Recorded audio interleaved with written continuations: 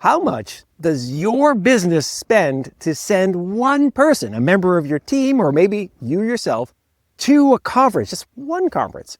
Well, chances are on the low end, we're talking $2,000 to $3,000 for airfare, hotel, ticket to the event, and the expenses of going out to eat and so forth.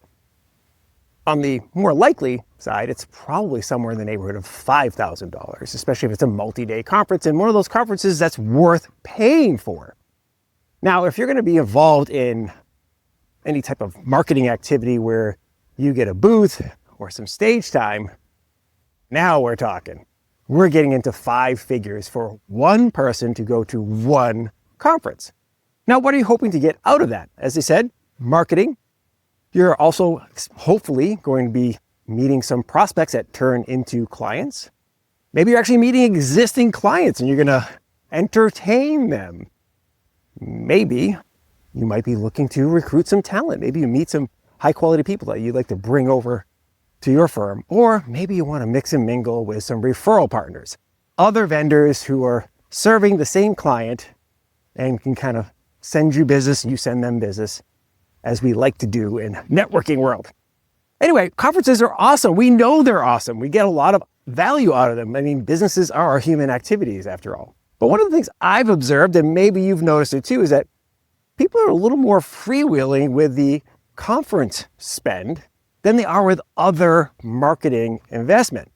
If you go to present to somebody that, hey, you should produce a podcast or a video series for your business, then I'd be like, well, that's kind of spending.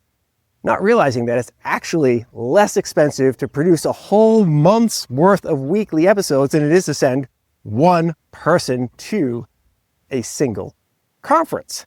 And the ongoing benefit of doing so is massive by comparison. Like, sure, you could go to a conference and meet a person and convert them into a new client. That surely does happen. But I think most people will agree it doesn't happen all that often, where you go to a conference and immediately win new business. It's usually a nurturing type of experience. And the same is, to some extent, true with a podcast, with the exception of, because it's digital marketing, we can get people into a digital funnel and walk them through the experience with your business. We can also reach people who didn't feel like spending 4 to 5 figures on conference attendance. We can reach them wherever they are. Remember, 40% of Americans are listening to podcasts regularly, and 1 billion people watch podcasts every month on YouTube. This is something that people can do anywhere they're at, like on their walk with a dog, like me.